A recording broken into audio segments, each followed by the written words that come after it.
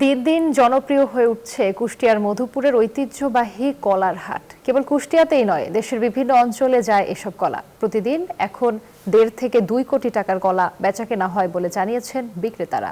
তবে অভিযোগ রয়েছে জায়গা সংকট সহ অতিরিক্ত খাজনা আদায়ের। কুষ্টিয়া থেকে মাহতাব উদ্দিন লালনের পাঠানো তথ্যচিত্রের ডেস্ক রিপোর্ট। ভোর থেকেই চলে হাঁকডাক, ব্যস্ত হাতে কাটা হচ্ছে কলার কাঁদি, তুলে দেয়া হচ্ছে ক্রেতার ট্রাকে।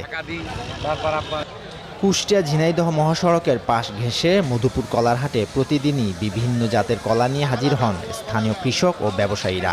দিনে বেচাকেনা হয় 1.5 থেকে 2 কোটি টাকার কলা। চাষি কাইটে নিয়ে এসে এই বাজারে বিক্রি হয়। ওই হরিণাকণ্ড দেখা আছে আপনার এই কুষ্টিয়ার ভিতরে এসব জায়গায় সব জায়গায় কলা এই বাজারে হয়। যদিও সার ও কীটনাশকের দাম বেড়ে যাওয়ায় আশানুরূপ লাভ পাচ্ছেন না কৃষকরা। আগের মতো তো এখন লাভ হয় না। এই সার ওষুধ জনের দাম এইরকম দিয়ে মোটামুটি আমাদের ওই ফসলে পেটে ভাতের সমান হয়।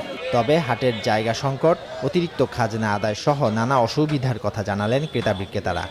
এই যে আমরা এসে এখন সরকারি রোডের পরে গাড়ি আসছে, গাড়ি ঘুরে আসছে, আমরা কলা কিনতে পারছি। অ্যাক্সিডেন্ট দুর্ঘটনা অনেকটা হয়ে যাচ্ছে। প্রশাসনের কাছে খুব আকুল আবেদন করছে যাতে একটু জায়গা আমাদের জন্য ব্যবস্থা করে দেয়, আমরা সেই জায়গায় ব্যবসা বাণিজ্য করতে পারি। সংকট নিরসনে কাজ চলছে বলে জানিয়েছে কৃষি বিভাগ।